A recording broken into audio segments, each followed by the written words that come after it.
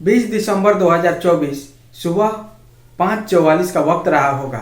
एक व्यक्ति जो उत्तर प्रदेश के मथुरा का रहने वाला, नाम जयवीर अजमेर की तरफ से एलपीजी टैंकर लेकर आ रहा था।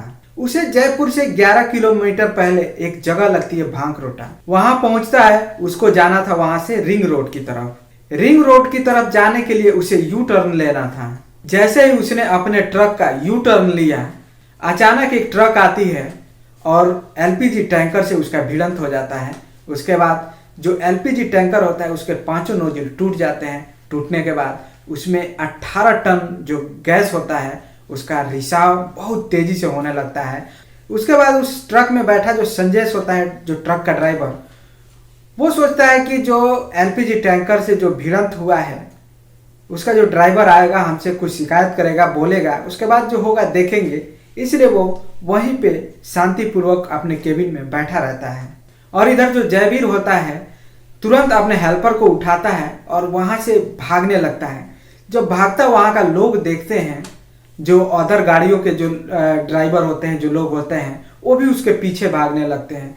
और लगभग में रिंग रोड की तरफ 300 मीटर दूर जब जयवीर वहां पहुंचता है, जिधर एलपीजी टैंकर उसे लेकर जाना था रिंग रोड की तरफ, वो वहां पे 300 मीटर दूर पहुंचता है। और उसके बाद अपना फोन निकालता है और अपने मालिक को फोन लगाता है, जिनका वो ट्रक चलाता था। उसका मालिक दिल्ली में जिनका एलपीजी टैंकर चलाता था, जिनका नाम अनिल कुमार पवार, उनको फोन लगाता है और कहता है कि जयपुर से 11 किलोमीटर पहले एक जगह लगती है भांकरोटा, वहां पे मैं यू टर्न ले रहा था और अचानक से एक ट्रक आई जिससे उसका भिड़ंत हो गया, जिससे एलपीजी टैंकर के पांचों नोजल टूट चुके हैं और वो उसका जो 18 टन गैस है बहुत तेजी के साथ बाहर निकल चुका है। उसके बाद वो अपना फोन काट देता है और मोबाइल स्विच ऑफ कर लेता है। उसके ठीक 1.5 मिनट बाद एक ऐसा धमाकेदार ब्लास्ट होता है और उस ब्लास्ट में 40 से ज़्यादा वाहन जल जाते हैं, 30 से अधिक लोग घायल हो जाते हैं और कई ऐसे लोग होते हैं जिनकी जिंदगी हमेशा के लिए बुझ जाती है। तो दोस्तों, इस वीडियो के माध्यम से इस पूरी कहानी को जानेंगे। तो वीडियो में आगे बढ़ने से पहले बस एक ही रिक्वेस्ट, वीडियो को लाइक कर दीजिए, चैनल को सब्सक्राइब कर लीजिए ताकि हमारा हौसला बढ़ता रहे। दोस्तों, ये घटना राजस्थान की राजधानी जयपुर से 11 किलोमीटर पहले एक जगह लगती है भांकरोटा। अजमेर एक्सप्रेसवे की तरफ से एक एलपीजी टैंकर लेकर आ रहा था और वो जयपुर से 11 किलोमीटर पहले यू टर्न लेता है क्योंकि उसे रिंग रोड की तरफ जाना था।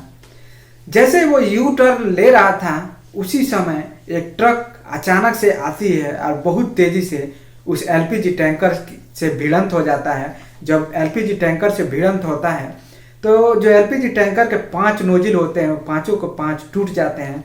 उसके बाद बहुत तेजी के साथ वहां पे गैस का रिसाव होने लगता है और तेजी के साथ फैलने लगता है।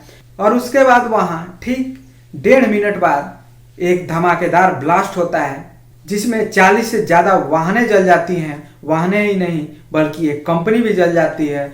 दोस्तों, ये वाकया 20 दिसंबर 2024 की है। तो वहीं पे कुछ दूरी पे एक घर लगता है। वह घर कैलाश सैनी का होता है। कैलाश सैनी के घर में 3 सदस्य होते हैं, पत्नी ममता और उसका एक बेटा राहुल सैनी। ये तीनों अपने घर में हैं कोई दूध काटने के लिए। जो कैलाश सैनी की पत्नी थी ममता, वो दूध काटने के लिए अपने जो गाय भैंस रखी है उसका दूध काटने के लिए जाती हैं। और जो राहुल सैनी था वो आंगन में ही था। उसके बाद वहां पर चीखते चिल्लाते वहां पे 30 लोग पहुंचते हैं और जो कैलाश सैनी का घर था वो उसका दरवाजा खुला हुआ था और 30 लोग उस घर में अचानक से जब प्रवेश कर जाते हैं, उसके बाद जो राहुल सैनी होता है वो देखकर घबरा जाता है। उसको समझ ही में नहीं आ रहा था कि ये क्या हो रहा है और ये लोग ऐसे क्यों आ रहे हैं। उसके बाद उसमें कई ऐसे लोग थे जो काफी ज्यादा मात्रा में जल चुके थे और कई ऐसे थे जो थोड़ा कम जले हुए थे। उसमें से एक व्यक्ति जाता है और राहुल सैनी से कहता है कि मैं फला जगह का रहने वाला हूँ, फला मेरा नाम है, अगर मैं मर जाऊं तो मेरे घर तक ये खबर पहुंचा देना ताकि वो मुझे आकर लेकर जाए। ऐसे ही एक और व्यक्ति जाता है और वो कहता है कि भैया हमें किसी तरह यहाँ से हॉस्पिटल पहुंचा दो। उसके बाद उसके जो माता पिता होते हैं वो भी देखकर हैरान हो जाते हैं, उनके आंखों से आंसू आने लगते हैं इन लोगों की स्थिति देखकर, क्योंकि वो लोग ऐसे स्थिति में थे। उसके बाद जो ममता होती है वो जाती है और अपने घर में से कंबल, चादर और जो भी तौलिया होती है ले करके उन लोगों को देती है ताकि वो अपने शरीर को ढक सके। जो उनको मिलता है वो देती हैं।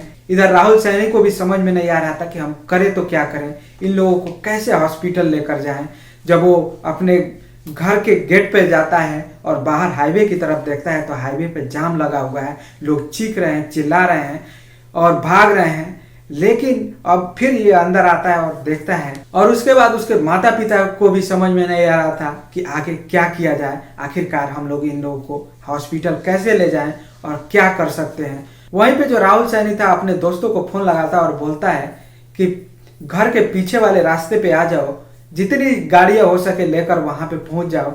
उसके बाद ये जो राहुल सैनी था वो उन लोगों को उस गाड़ी में बैठाने के लिए पीछे वाले रास्ते से, क्योंकि अगर आगे से लेकर जाता तो आगे तो जाम लगी हुई थी, आगे से जाना मुश्किल था, इन लोगों को बचाना मुश्किल था। लेकिन अगर पीछे की रास्ता की बात करें तो पीछे जो रास्ता था वो 10 फुट ऊंचा दीवार था, उसको फांद कर जाना पड़ता। तो ये जो जले लोग हैं जो उस आग में झुलस चुके थे, उन लोगों को 10 फीट ऊंचा दीवार फांदना बहुत ही मुश्किल बात थी। उसके बाद राहुल सैनी कहीं से सीढ़ी लाता है, एक लोहे की सीढ़ी, और उस दीवार पे लगाकर और बारी बारी से करके उन लोगों को उस गाड़ी में बैठाता है। फिर वहां से वो लोग हॉस्पिटल लेकर जाते हैं और बताया जाता है कि 4 से 5 लोगों की तो घटना स्थल पे ही मौत हो गई। कुछ लोगों की लाशें एक पोटली में सिमट कर रह गई। जैसे मैं आप लोगों को पिछले कहानी में भी बताया था कि जो संजय यादव होता है, जिसका एलपीजी टैंकर से जिसका ट्रक का भिड़ंत होता है, वो भी उस ट्रक में बैठा रहता है उस इंतजार में कि एलपीजी जो टैंकर का जो ड्राइवर है वो आएगा, हमसे कुछ बोलेगा, फिर हम उसके बाद जो होगा देखेंगे। वो वहां से निकलता नहीं है, बाहर निकल के देखने की कोशिश नहीं करता है।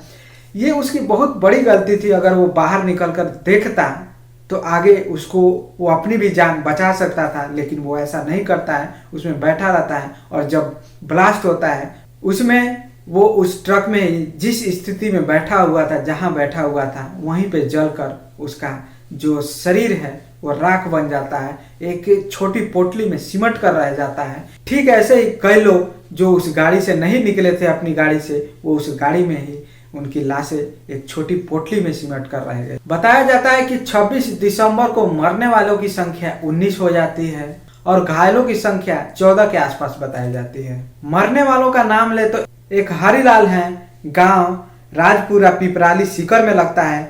अनीता मीणा, गांव रोशनपुर है, तहसील पनेड़िया मोजमाबाद जयपुर की वो रहने वाली हैं। इनके बारे में मैंने पहली कहानी में बताया था कि ये राजस्थान पुलिस में हैं और ये अपने 2 बच्चों के लिए खाना बना करके सुबह, और वो बस में बैठकर अपने ड्यूटी के लिए जा रही थी। लेकिन जब वहां पे ये ब्लास्ट होता है, जब ये हादसा होता है, तो उनकी मौके पर ही मौत हो जाती है।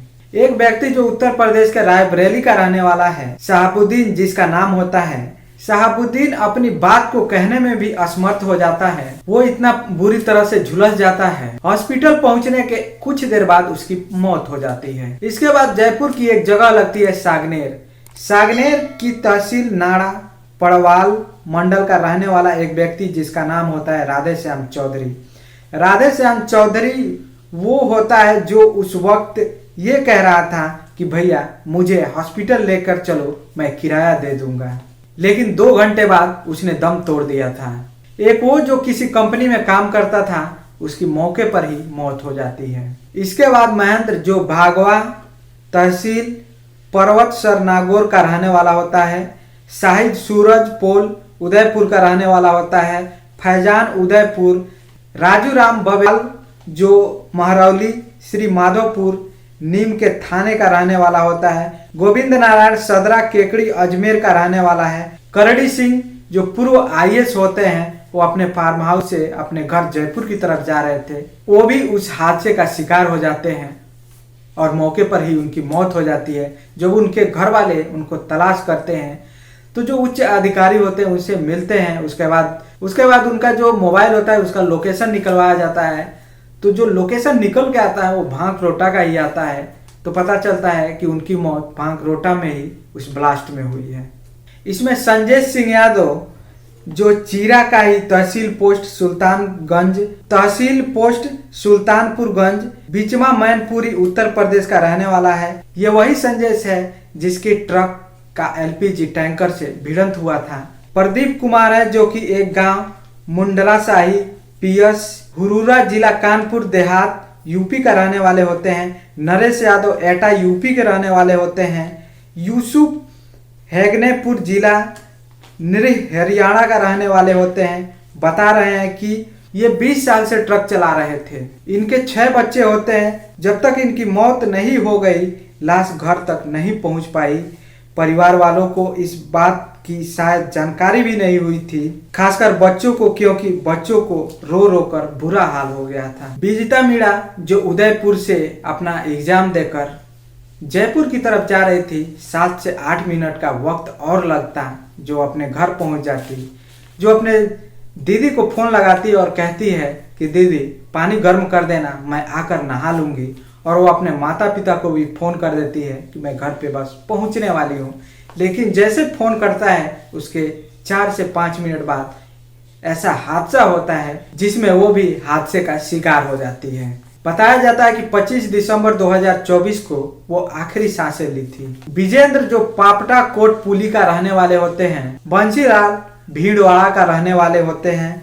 लाला राम महापुर सागनेर के रहने वाले होते हैं। लगभग अब तक मरने वालों की संख्या 19 हो चुकी है। 3 ऐसे हैं जो अपनी जिंदगी और मौत का जंग लड़ रहे हैं।